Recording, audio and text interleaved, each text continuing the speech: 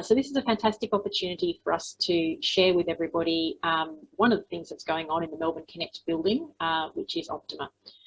So let me get started by just giving an overview of what Optima is, who we are and what we're trying to achieve. And then we're going to talk about some of the research challenges that we plan to address over the next 5 years, and in particular, the role of AI integrating with an optimization toolkit. We'll have 2 focus areas that we'll cover today. I'll speak about some of the stuff I'm doing on algorithmic trust, and then Peter will speak about Mini-Zinc and some of the open challenges there. And then I hope we'll have some time at the end, especially if people are willing to stay after 5 o'clock if they want to have an open discussion about the opportunities we have to advance the optimization toolkit by integrating more ideas from AI and machine learning. So Optima, we have a nice website at optima.org.au if you'd like to take a look at that.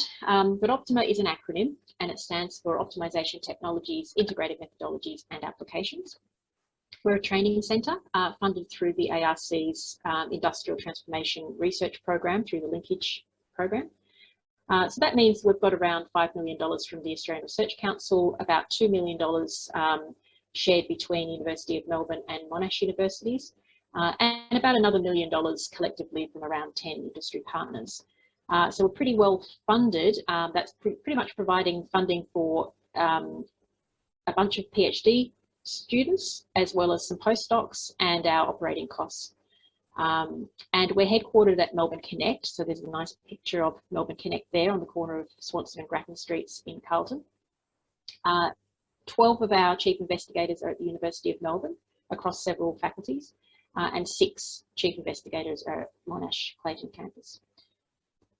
So our team is made up of 18 of our chief investigators, and collectively we have, well, this number's probably out of date now, at the time of writing the grant proposal, we supervised 239 PhDs between us and successfully completed 36 linkage grants. So we've got a lot of experience supervising students and working with industry, which is really what Optima is all about.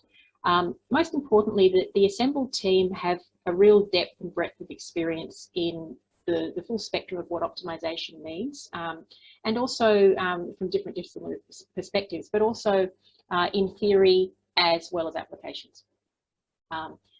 So we're pretty proud of the group that we've assembled. It is just Monash and Melbourne based, and we are looking to expand to integrate opportunities for all the other fantastic researchers around the country and overseas that work in optimization. We thought we would start with a Melbourne based thing.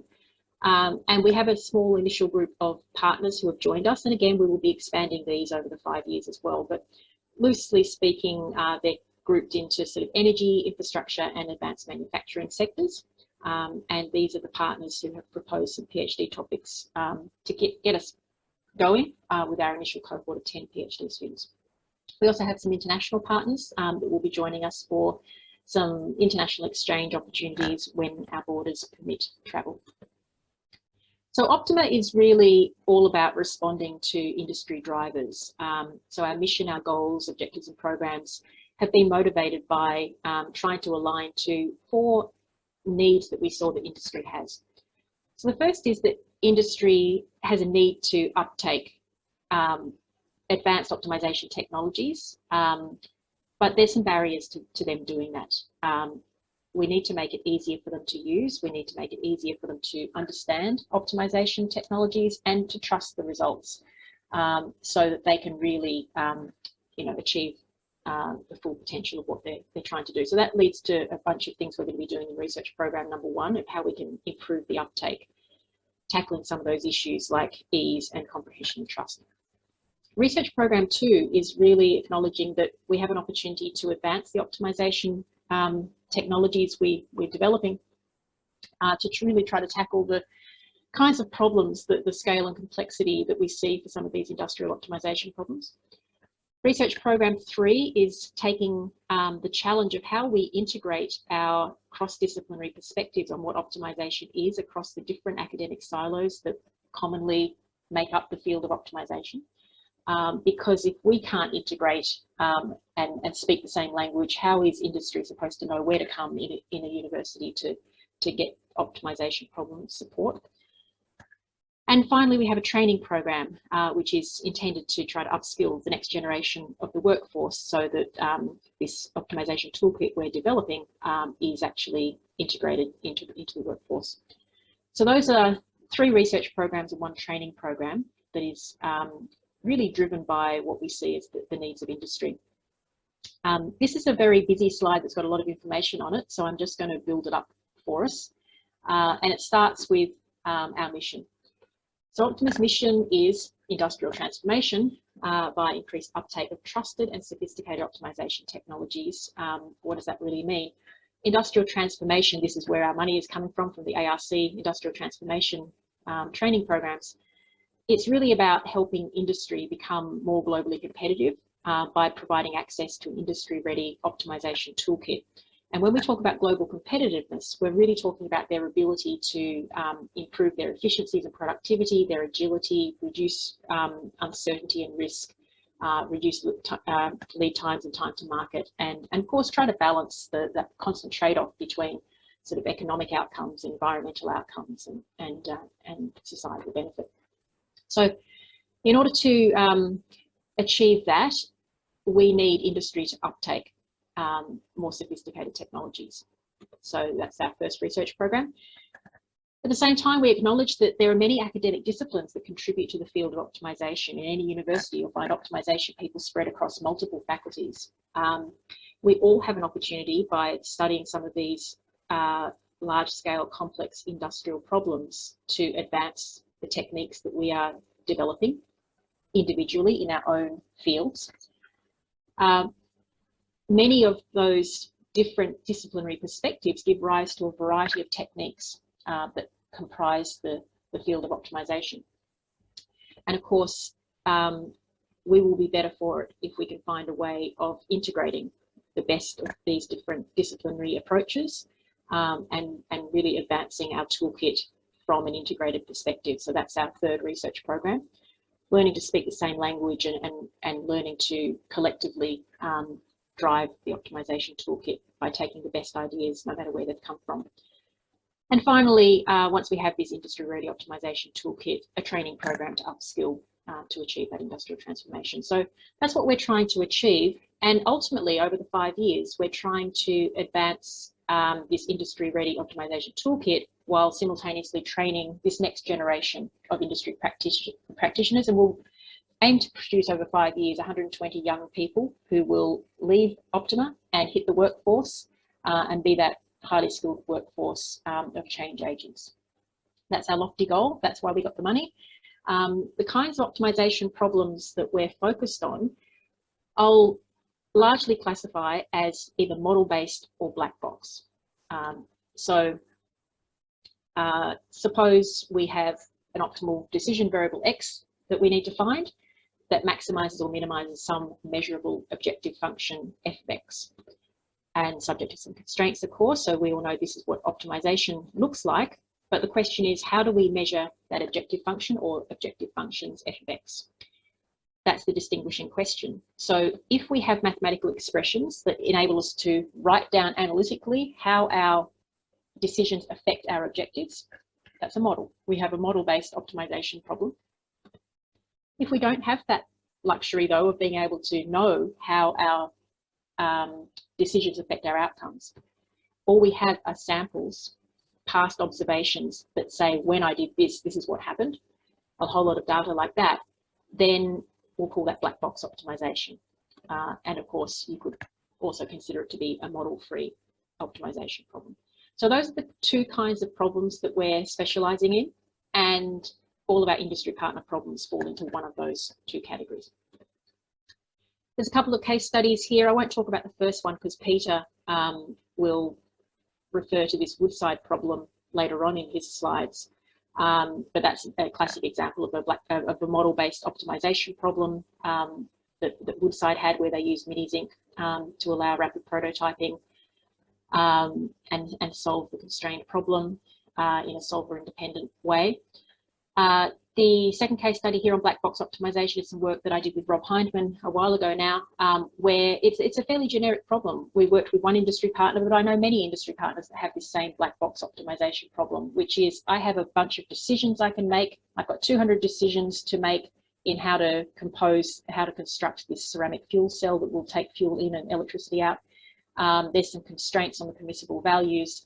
I've got 5 objective functions that I'm trying to simultaneously maximize or minimize, so it's multi-objective, and I don't have any mathematical expressions. I just have past observations, and it's really expensive for me to do trial and error because it costs $40,000 in raw materials and takes 6 months of building and testing to be able to evaluate the objective function. So this is an expensive black box optimization problem, and it's very common. Some of our industry partners like Boeing and AGL have exactly the same problem in a different context. So what we're trying to achieve, these are just diagrams from our ARC proposal. What we're trying to achieve is, with a bunch of inputs of human resources, expertise in optimization, we will have these 3 research programs, our uptake, advance and integrate programs, focusing on model-based and black box optimization problems. We have some optimization challenge problems coming from industry. They will be our PhD topics. We have a training program that won't just be PhD students solving one industry problem, but also commercialization training and international student exchanges. We'll have a lot of master's projects as well as spin-offs from some of these motivating problems. And the outcomes will be what I said before, 120 young researchers hitting the workforce, a new state-of-the-art optimization toolkit, lots of solutions to lots of really important problems posed by industry, some commercialization and various outcomes like that. So the uptake, advance and integrate 3 research themes, you know, these are just our initial thoughts. So this will evolve over the 5 years. These are our initial thoughts about some of the pressing issues. You know, in the uptake area, how do we support rapid prototyping? This is all part of making it easier for industry to use optimization. How do we get human in the loop so they can trust and their expertise can be integrated? How do we automatically tune and do model selection to make it easier? And all these questions around trusting the results. Under advance, there's lots of challenges in the scale of the real world problems, the multi-objective nature of it, predict plus optimize, the role of machine learning in that, and how we handle uncertainty well.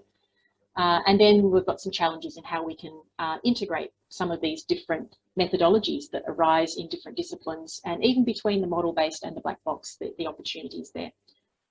So that's kind of the stuff that we're all going to be working on over the next 5 years, and we're really looking forward to a bit of an open discussion at the end about other things that we could be focusing on, and anyone else who wants to join us in some of these challenges. This slide presents some of our industry partner problems.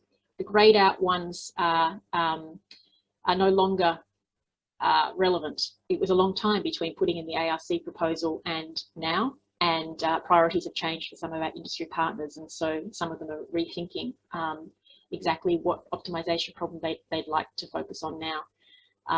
But you can see there's a wide range, and over in this column here we've got some, like a checkbox of which of those topics I just mentioned under uptake, advance and integrate, which of those topics are relevant to which PhD industry project. And you can see that many of the research themes that we're going to be tackling, the research challenges, cut across several of our industry partner problems. They're quite generic challenges. So we're really happy to be working with these industry partners and looking forward to having some more join us over time. One of the final things I'll say about Optima is that it's not just about solving these industry problems, it's really about training that next generation of future leaders. So I keep talking about 120 young people over the next 5 years. These PhD students and master students will be training are, I hope, going to be different from your traditional postgrad student in the sense that they'll have a really deep understanding of commercial imperatives and timeframes, deep knowledge of some application domain, whether it's the energy market or advanced manufacturing, and a broad interdisciplinary knowledge of optimization. They won't just live in one academic silo like many of us do. They will be across all of the latest techniques that come from computer science and constraint programming and stochastic stuff in the maths department, and optimal control theory and engineering, and they will have a broad knowledge of all the relevant techniques. Some of you may know Steve. I don't know if Steve's in the audience today, but Steve's my former PhD student, and I like to think of what we're trying to do here is producing 120 Steves over 5 years.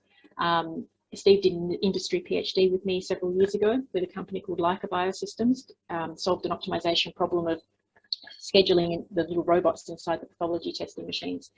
And, you know, by working on these industry problems, by being embedded in industry while they're learning whichever optimization techniques they need to learn to solve the problem, you end up with someone who's got exceptional skills in optimization, as well as the ability to work as a consultant. He now works for Garobi as a client manager. So that's what we're trying to produce, well-rounded optimization experts that know how to talk to industry. This slide just really tries to convey what the benefits to our industry partners are. If you know of any industry partners out there who are interested in joining, they will have access to recruit into our high-quality pipeline of students. They'll have access to our industry-ready toolkit that will be developed in partnership with them and tailored to their end-user needs. They'll get a solution to a particular industry problem through a PhD topic. The student is expected to spend 12 months on site with that industry partner, so they can really view them as like an intern or a graduate employee.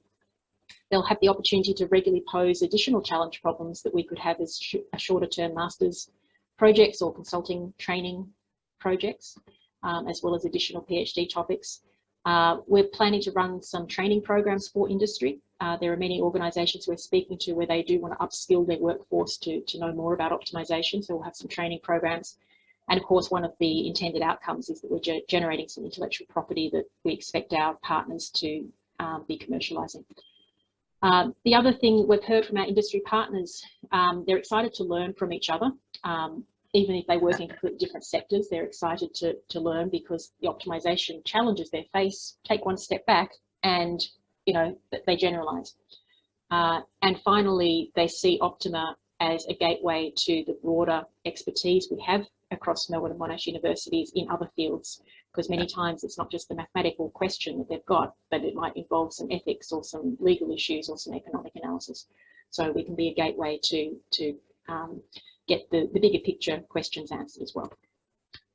So that's an overview of what Optima is. Now I'd like to switch to talking about the toolkit that we're going to be developing over the next 5 years.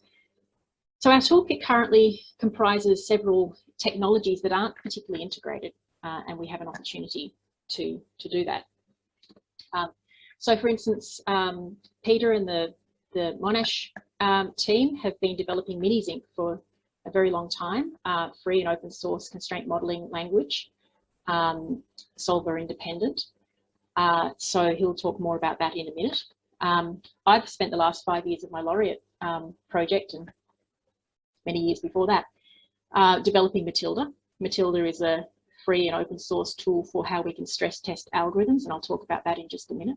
But we also have lots of work that all of our chief investigators have done on proposing different models for different optimization problems, different algorithms for optimization problems. And also we have machine learning techniques that we can use as prediction methods for inputs to optimization, and Peter will talk soon about predict plus optimize.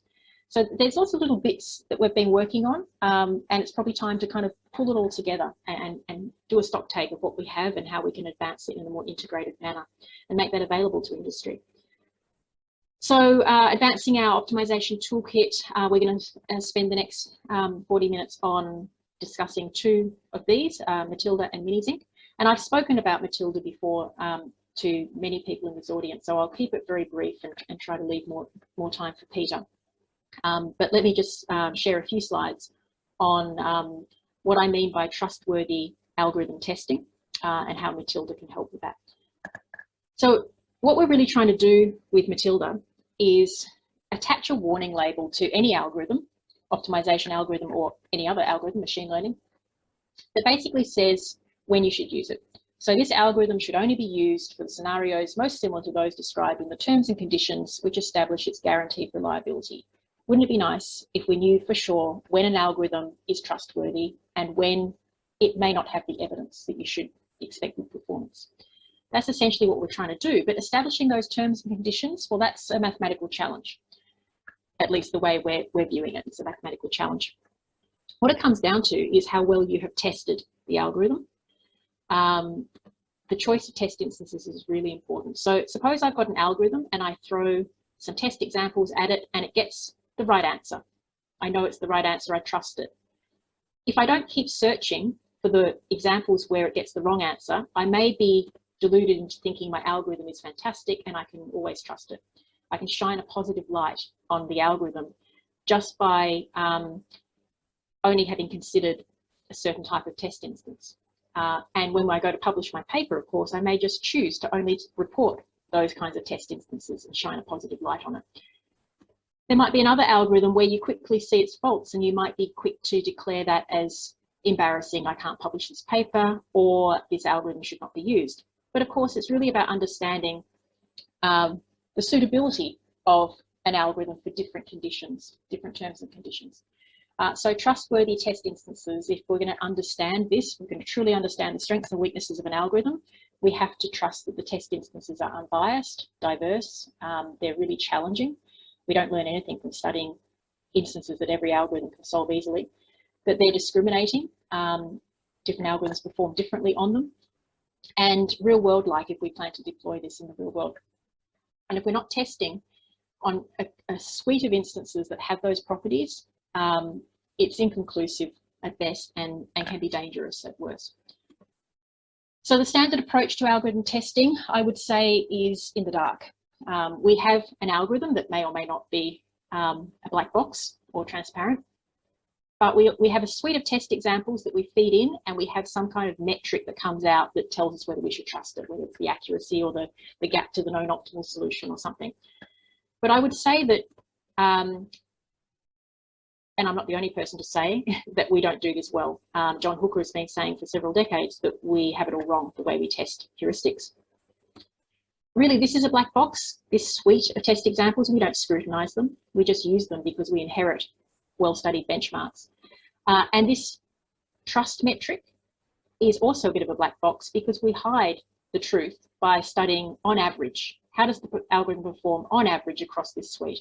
And averages hide all sorts of sins.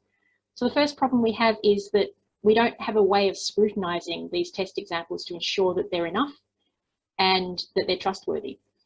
And the second problem we have is that this averaging the results out, just reporting the on average results in a table, it's hiding. Just because an algorithm is good on average doesn't mean you should always use it.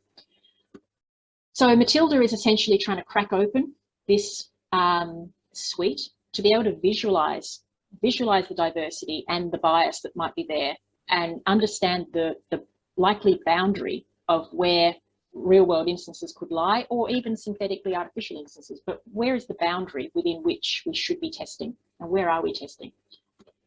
Matilda is also able to show us through visualizations the strengths and weaknesses of different algorithms and their suitability on all possible examples within that bounded space. So let me show you what I mean by that. So here's Matilda at matilda.unimelb.edu.au. It's another acronym, Melbourne Algorithm Test Instance Library with Data Analytics. And so it's the online tool that supports the methodology that we've been developing for over a decade now, instance space analysis. The goal is to understand and visualize the strengths and weaknesses of algorithms by cracking open the test suite for insights that would otherwise be hidden into which algorithm should be used when and why, to facilitate some kind of objective measure of an algorithm's strength across the whole instance space. We do this to try to improve research practice, to establish algorithmic trust, and to try to avoid using the wrong algorithm at the wrong time. And finally, it helps us guide the generation of new test instances with controllable characteristics, and to challenge and scrutinize the existing benchmarks, and to make sure that we're not kidding ourselves, that we've comprehensively tested an algorithm. We can see the gaps in the space, and we know where we need to fill those gaps to be comprehensive. So this will be critical for driving further insights and really developing trust. So here's an example that we can all relate to because it's university timetabling. Suppose I have two algorithms, algorithm A and B, that solve university timetabling problems, and I give it 8,199 test examples. It sounds like a large number. We should be able to figure out how these algorithms perform. And my measure of success here is the number of student clashes on average that the algorithm returns. So on the basis of that kind of standard analysis, I can tell you for the 8,199 test problems, algorithm A is better, has less student clashes, 25% of the time. Algorithm B has less student clashes, 29% of the time. They both have the same solution 45% of the time on those 8,199 instances. So which algorithm would you trust more? If you were a university, which algorithm would you buy? You would have to say, look, it's close, but we'd go with algorithm B. But we can do better. We can crack this open and we can see what those instances are like. So Matilda's going to crack open that test suite for us and reveal the strengths and weaknesses of algorithms across the whole space, not on average. That's hiding too much. So here's an example of an instance space for this timetabling problem. The red is the mathematical boundary that shows us where all possible timetabling problems could lie. And you can see the ones that we have, the 8,199 that we have. They come from 3 different classes. The yellow ones are some that I've published a paper about in generating them to be real world like.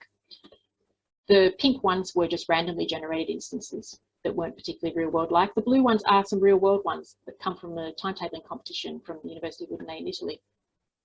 Quite different from the random generator. And then of course we have this huge space out here, this gaping hole where we have no idea how either algorithm performs.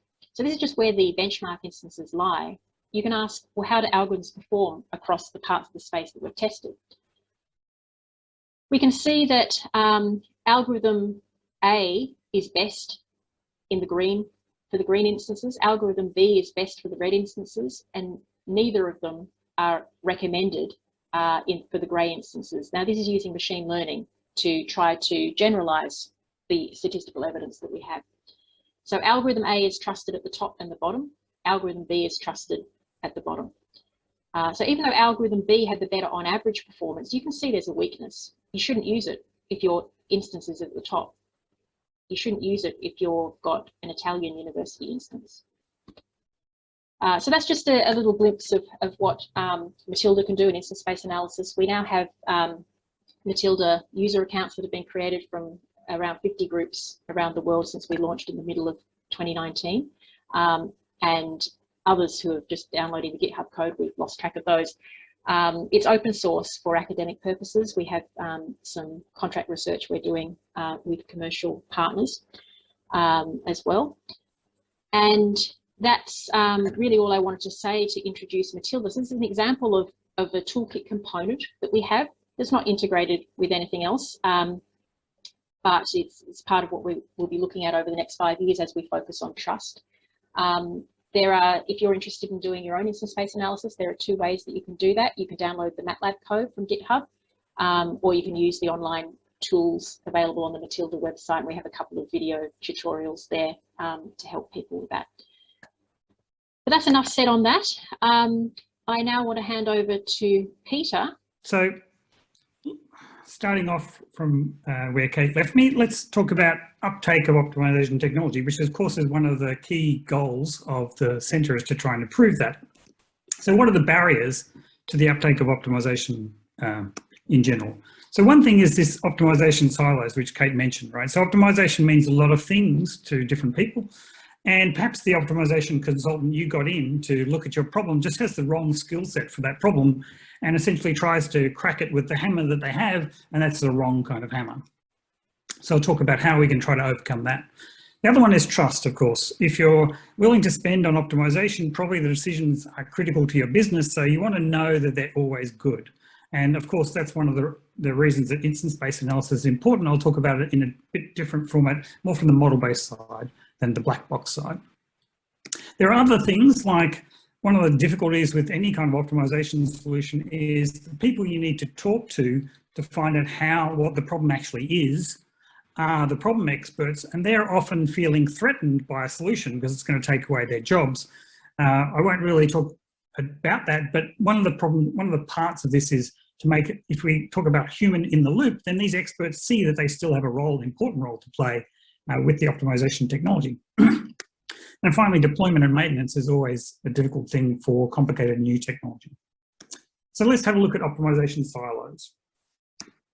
So optimization means a lot of things to a lot of different people, and there's lots of sort of dichotomies, or we can split it into black box and model-based, continuous and discrete, linear and non-linear, incomplete and complete methods that use a population of solutions, and those just use a single solution.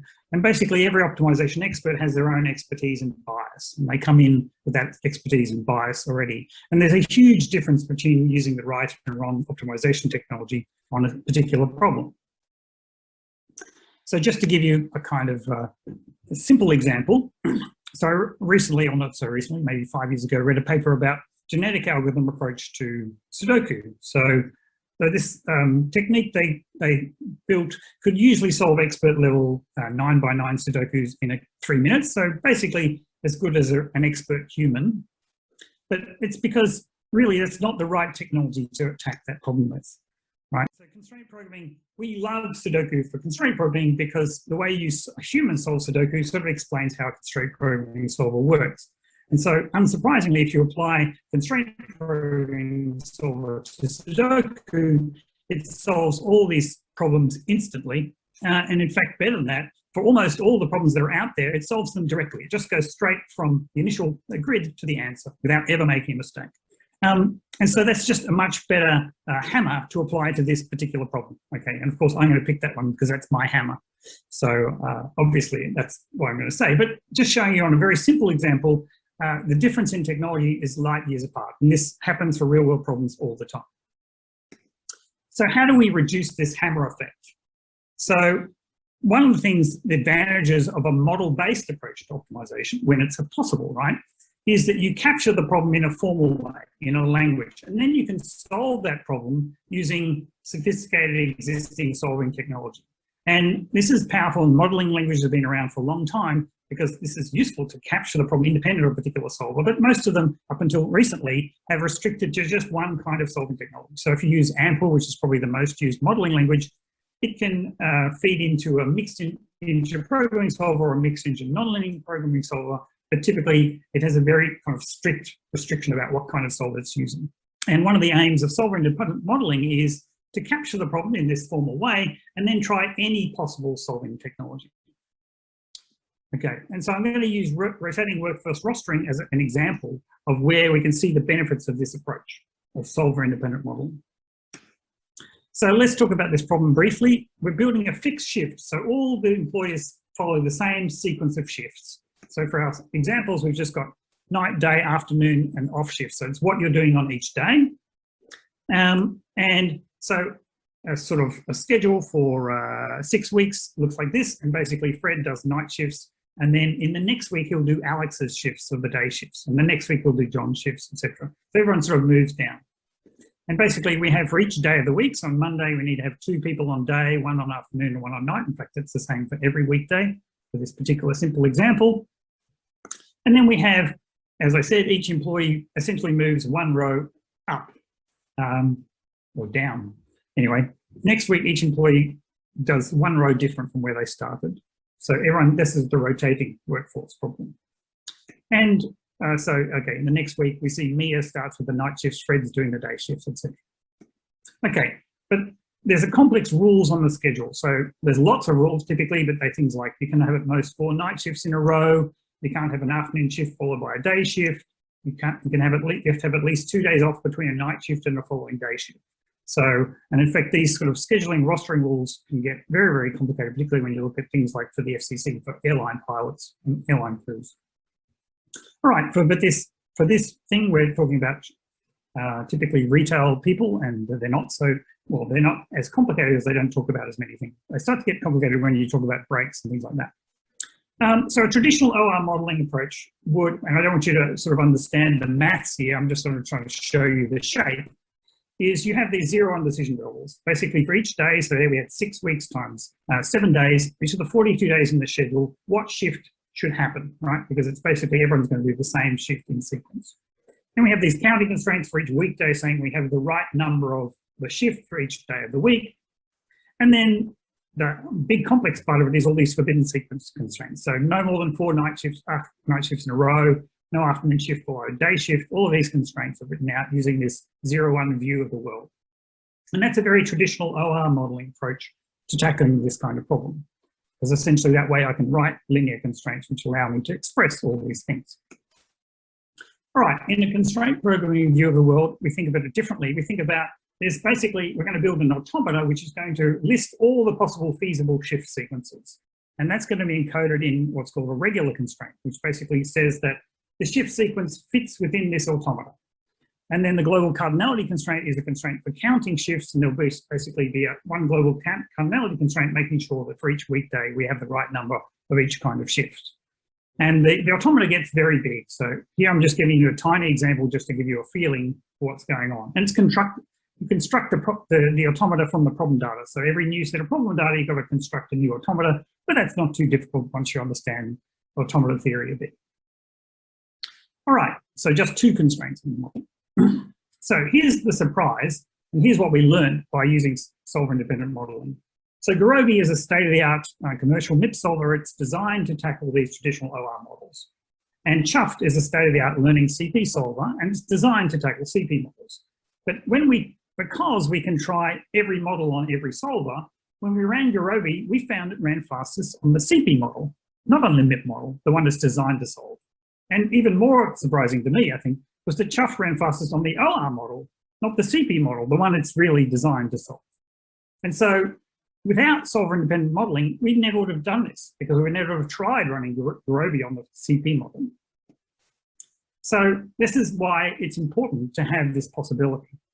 Of course, once we see it, we can go back and try to explain it post hoc, and it turns out it's understandable because the regular constraint, which is a big part of the model, most of the model, translates to network flow, which makes the problem easy for MIP, right? But I'd struggle, in fact, I would never be able to do it. There'll be, I'm sure, some expert MIP models out there who could. I wouldn't want to take the automata and convert it to the network flow model. Minisync does that for me directly, so I don't have to worry about that. And for the other way around, the partial sums that you generate in the OR models turn out to be a useful language of learning for the CP solver, and so it ends up being that it can make use of that to solve more efficiently.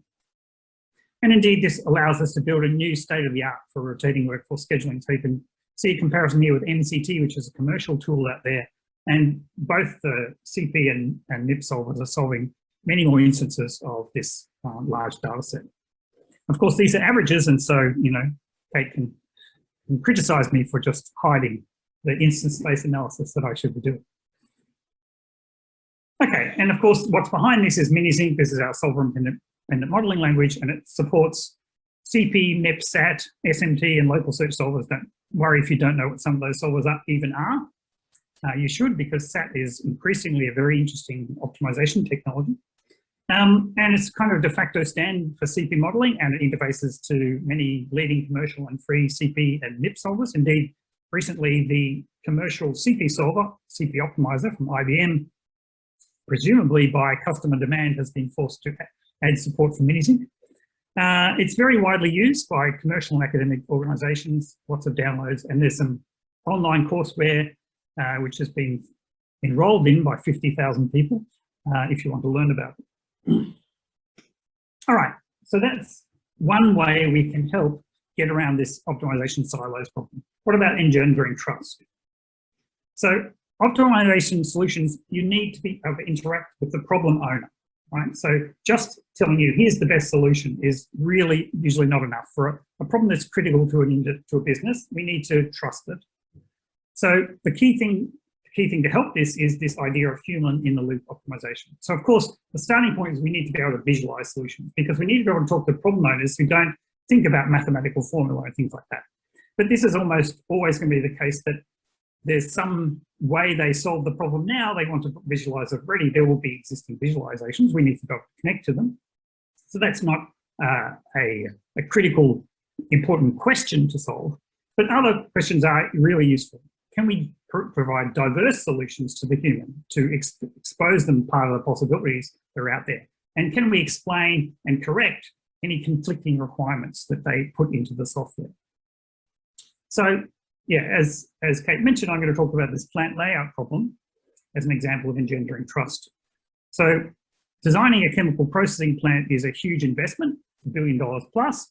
The planning time is well over a year often, and like the whole project time is decades. And there's many, many constraints in it. And the current design process is very staged. So you make one set of decisions, lock those, make the next set of decisions, lock those, make the next set of decisions. And we know in optimization, anytime you're doing that, you're losing beta value by fixing decisions by not taking into account other later decisions you're going to have to make. So for scalability, most of the approaches to solve it use at least 2 phases. Well, really changing this, it's more that they focus very simplistically in phase 1 before they get to phase 2. And it's phase 1 may be somewhat automated, but phase 2 was done by manually. So there's the equipment allocation, so placing the equipment down in relative positions in a space, and then routing, because there's lots of pipes that go between one piece of equipment to another. Essentially, that's what a chemical plant's doing. It's routing chemicals and reagents and things around and results. And the organisation we're working to wanted the prototype to consider safety distances between things, maintenance access constraints, minimum maximum distance, symmetries and alignment constraints of objects. There's a rack typically where you have most of the pipes because you need to support them. If they don't go on the rack, then they have to be supported and that costs you money. And then pipes can't be infinitely long because if then they shrink or they heat up, then they change size and then they put stress on the pipe, it can break. And of course, we'd like to get optimal solutions, not just the best solution we happen to find by our human exploration. So of course, visualization of solutions is important and we need to be able to do that. And of course, probably, as in our case, the client has tools to visualize because they're going to use that during their manual design process.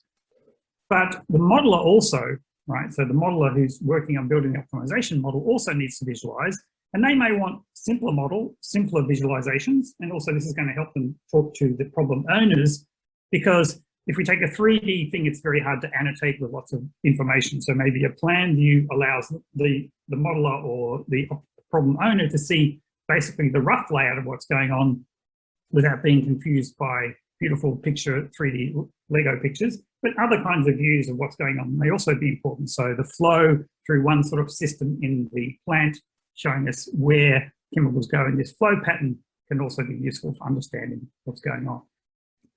All right, so we assume we've got visualization and we can connect our optimization solution to visualization. But of course, if ideally we can connect partial solution to visualization, we would get more out of it. But diverse solutions then becomes an obvious thing that we want to be able to support, because if we present multiple solutions to the problem owners, then they retain the final solution, which makes them trust more what's going on. It also more quickly exposes errors or missing parts of the specification, where the problem owners look at this sample solution and say, you can't do that, right? You can't do that. And so we say, why not? And then we find some constraint that they haven't told us about or something like that. Everyone who's gone through the sort of building an optimization solution with an industry partner knows that there's this longish process of learning the problem. And then the other interesting thing is that you can also point out implicit assumptions that the problem owners have. So sometimes the problem owner looks at the design and says, well, you can't do that. And we say, okay, why can't you do that? And then they think about it a bit and go, well, we just don't do that. It's not that we can't do that, it's just that we don't do that. And that actually is very valuable because it makes them realize that there's some design space that they're not really even looking in because they've just got a way of tackling a particular part of the problem.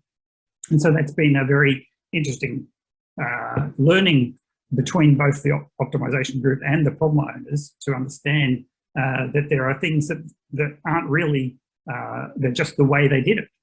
And of course, the other thing you can do is you've got competing objectives. Often you've got competing objectives and diversity can show you different trade-offs between those different competing objectives.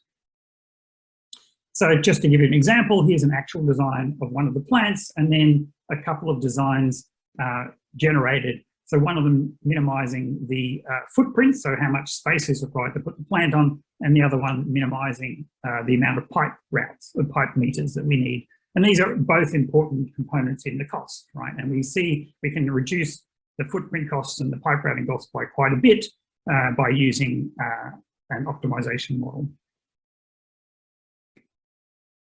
All right, another and probably more important thing is conflicting requirements. So if you've got a complex decision problem, sometimes the requirements cannot all be met, right? And alternatively, and maybe more frequently, there's an error in the data entry and we just end up with a problem which has no solution. And then our optimization solution, which our problem owners have paid good money for, just says unsatisfiable, right? And they get very unhappy. So we need to be able to diagnose the problems in what we're developing in our optimization solutions. Now, the model is correct, is incorrect. Hopefully that's been diagnosed as we're building the model.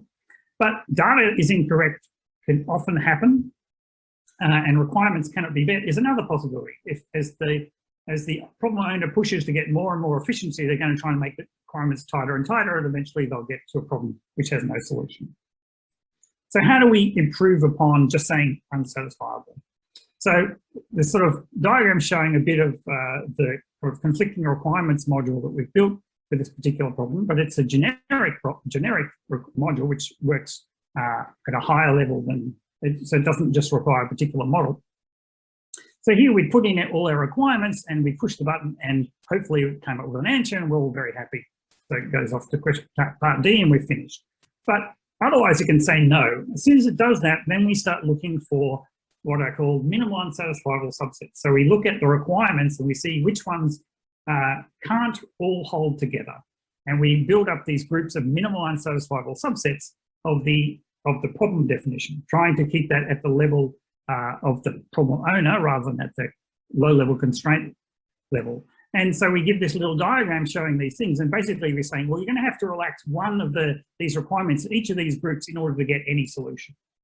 And so then the problem owner can play around with that and sort of figure out which ones they'd like to relax. And then once we relax them, we rerun the problem with those relaxed, and then we'll find a solution, and we're trying to minimize the relaxation. We'll see you, okay, you asked for this constraint on the maximum distance, let's say, and it didn't work, but if you increased it to this, or reduced it to this maximum distance, increased it to this, you would have got a solution. So it allows them to understand, not only understand more about what's going on for their problem, but how their requirements are interacting with each other.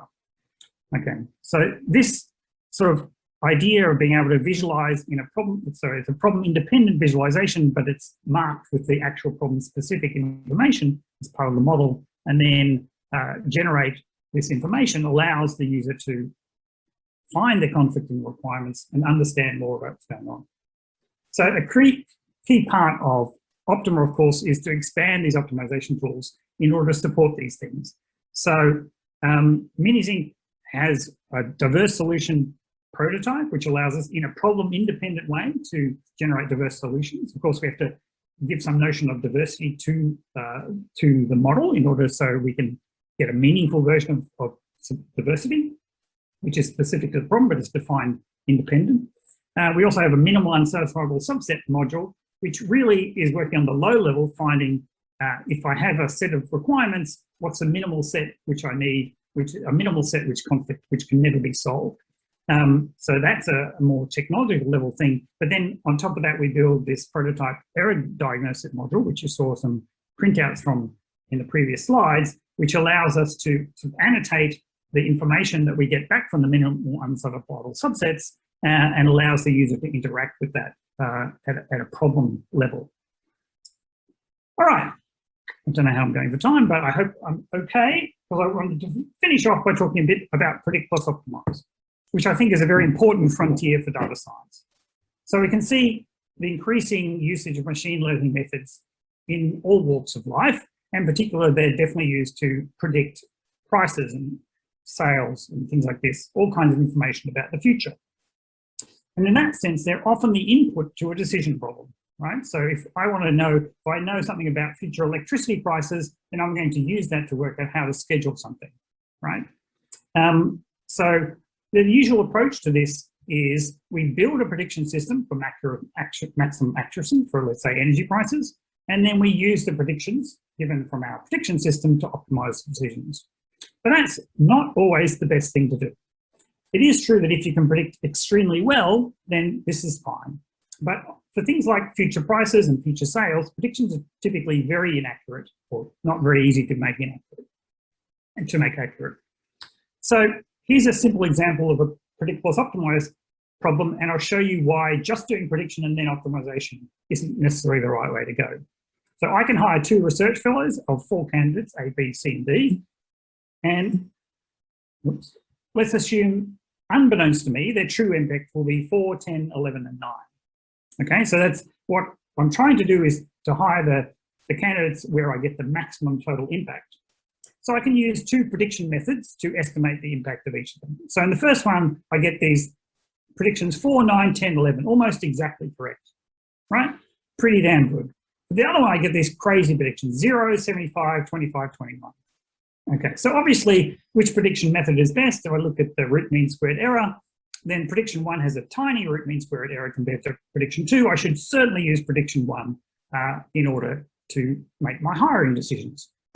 But actually, if I use prediction 1 to make my hiring decisions, it says, well, 10 and 11, so C and D are the best 2 research fellows, those are the ones you should hire, and I get an impact of 19. If I use prediction 2 to make the decisions, I say, well, actually, B and C are the best 2, I should hire those, I get an impact of 21. All right, so accuracy of the predictions isn't really what I need here. Here I need accuracy in ranking. So this is a very simple example, right? But you can see that I lost.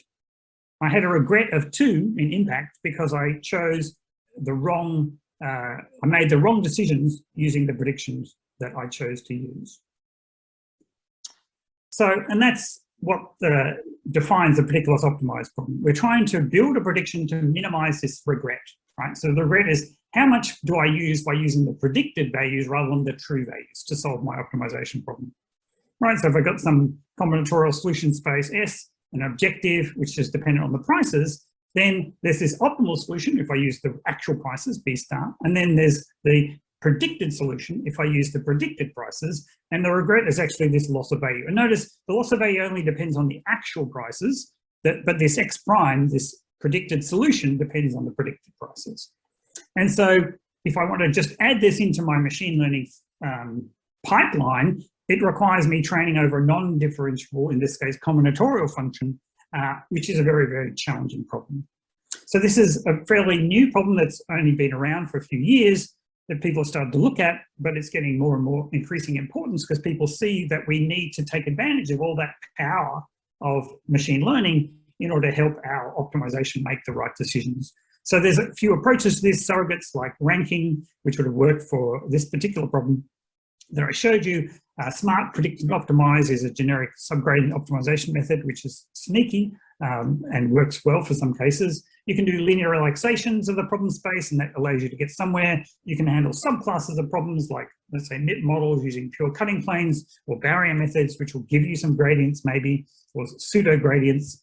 You can do exact methods if you're willing to use coordinate descent. But there's a wide space of exploration for this important problem. And so that's sort of just a brief introduction to the predict plus optimize problem.